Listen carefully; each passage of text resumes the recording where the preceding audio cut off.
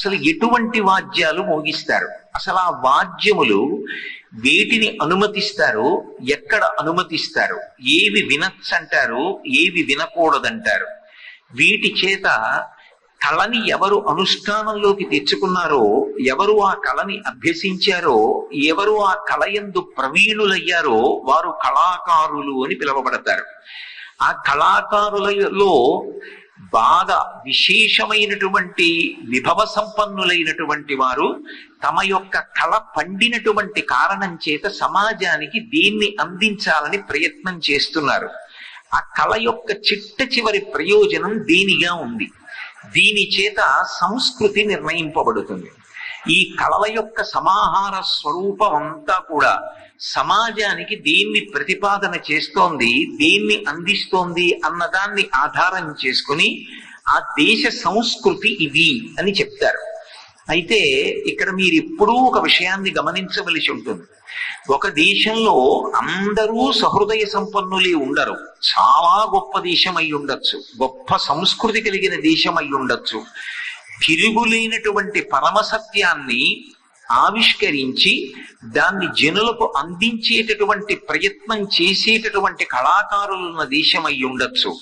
అంత మాత్రం చేత ఆ దేశంలో ఒక్కడు కూడా సంఘ వ్యతిరేకమైనటువంటి భావనలతో ఉండడు అని, లేదా దుర్మార్గపు ఆలోచనలతో కూడుకున్నవాడు ఒక్కడు కూడా ఉండడని, అధర్మం అసలు ఉండనే ఉండదని సిద్ధాంతీకరించడము సంభవము కాదు. కానీ మరి సంస్కృతి మీద ప్రభావం కొద్ది మంది అలా ఉంటే దోషభూయిష్టమైనటువంటి పరిస్థితికి కారణము కాదా? అంటే మీరు ఒకటి జ్ఞాపకం పెట్టుకోండి. ఒక వైద్యుడి దగ్గరికి వెళ్ళినప్పుడు మొట్టమొదట దేన్ని పరిశీలిస్తాడు? గుండె పరిశీలిస్తాడు.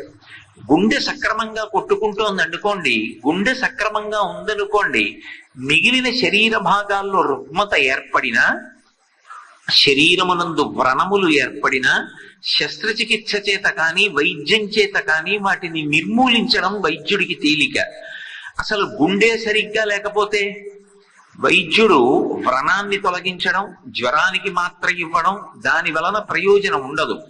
ఎందుకు ఉండదు అంటే అసలు గుండెకాయే సరిగ్గా కొట్టుకోవట్లేదు, అసలు ఆ వ్యక్తి ఉంటాడన్న నమ్మకం లేదు. ఇక జ్వరం తగ్గించడానికి, సెగ్గెట్ట కోయడానికి, గోరు చుట్టు తగ్గించడానికి ప్రయత్నం చేసి ఉపయోగం ఏముంటుంది? అందుకే గుండెకాయ లాంటిది ఏది అంటే సంస్కృతి. సంస్కృతి వర్ధిల్లినంత కాలం, సంస్కృతి దేశంలో నిలబడినంత కాలం, వ్రణముల వంటి దుర్మార్గులు కొంతమంది బయలుదేరిన, శరీరానికి కలిగేటటువంటి పీడ సంబంధమైనటువంటి వ్యాధుల వంటి కొంతమంది దురాచార తత్పరులు ప్రవర్తిల్లిన, దాని వలన సంస్కృతికి వచ్చేటటువంటి దోషం ఉండదు. అది దిద్దబడుతుంది, సంస్కృతి నిలబడుతుంది.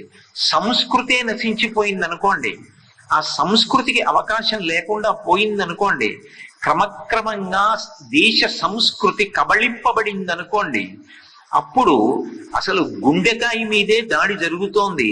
ఇక ఆ దేశము ఉన్నప్పటికీ ఆ దేశ సంస్కృతి చిన్నాభిన్నమైపోయిన నాడు, రూపు మాసిపోయిన నాడు ఆ దేశపు కీర్తి తరిగిపోతుంది, ప్రజలలో విచ్చలవిడితనం పెరిగిపోతుంది. అది చిట్ట చివరికి అనాచారానికి, పతనానికి కారణమవుతుంది. అందుకే సంస్కృతి అనేటటువంటి మాట పట్ల, ఆ దేశంలో ఉండేటటువంటి కళల పట్ల అటువంటి శ్రద్ధాసక్తులను రాజులు పరిపాలించనివ్వండి, ప్రజాస్వామిక ప్రభుత్వాలు పరిపాలించనివ్వండి, విశేషమైనటువంటి ప్రాధాన్యతనిచ్చి కాపాడుకోవడం ఒకెత్తైతే, ప్రజలు తమంత తాముగా తమ కళల పట్ల, తమ సంస్కృతి పట్ల జాగరూకులై దాన్ని రక్షించుకునేటటువంటి ప్రయత్నం చెయ్యడం ప్రధానమైనటువంటి అంశంగా ఎప్పుడూ కూడా ప్రకాశిస్తూ ఉంటుంది.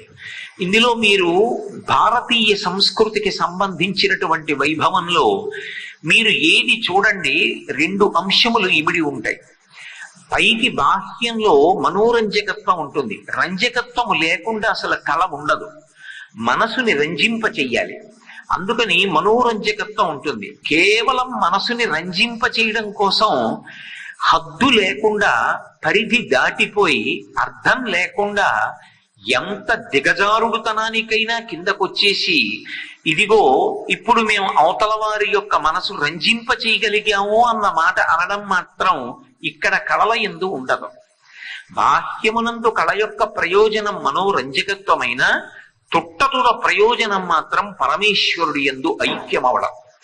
ఈ దేశ సంస్కృతికి ఉన్న గొప్పతనం అంతా ఎక్కడుంది అంటే భగవంతుణ్ణి విశ్వసించి వాడొకడున్నాడు అని నమ్మి వాడి యందు కలిసిపోవడానికి ప్రయత్నించడం. మనుష్య శరీరం అంత తేలికగా లభ్యమయ్యేటటువంటిది కాదు. ఎన్నో కోట్ల జన్మలు మారిపోయిన తరువాత తుట్టతుదకు మనుష్య శరీరంలోకి వస్తాడు. కాబట్టి అపురూపమైనటువంటి ఈ మనుష్య శరీరాన్ని దేని కొరకు వినియోగించాలి అంటే కడపటి ప్రయోజనం, తుట్టతుద ప్రయోజనం భగవంతుని యందు ఐక్యమగుటయే. దాని కొరకు ఉపాసన, దాని కొరకు అనుష్ఠానము, దాని కొరకు సాధన, దాని కొరకు సమస్తమైన కళలు, దాన్ని అందించడానికి సంస్కృతి తప్ప తద్భిన్నమైనటువంటి రీతిలో కేవల మనోరంజకత్వం కోసమని దేనిని ప్రతిపాదన చేయరు. అందుకే నవరసాలు ఉంటాయి.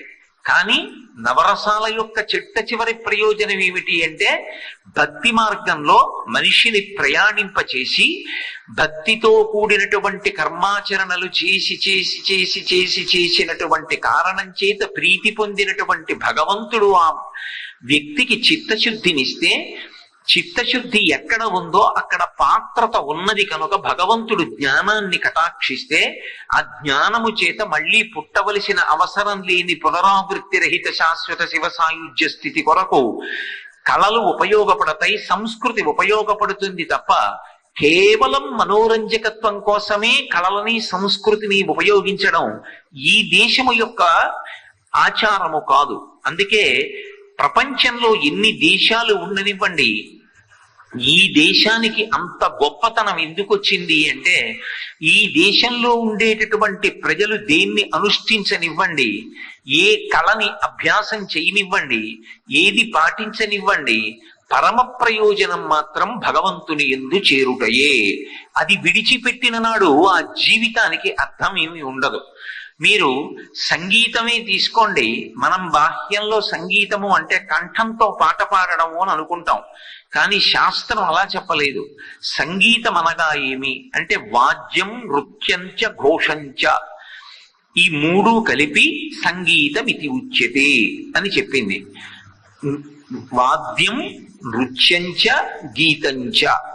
వాద్యము ఏదైనా ఒక వాద్య పరికరాన్ని మ్రోగించి అందులోంచి శబ్దాన్ని సృష్టించడం, అలాగే ఒక పాట పాడడం, అలాగే ఒక నృత్యం చేయడం. ఈ మూడిటికి కలిపి సంగీతం అని పేరు తప్ప సంగీతము అంటే కేవలం ఒక కంఠముతో పాడేటటువంటి పాట ఒక్కదాన్ని సంగీతము అని పిలవలేదు.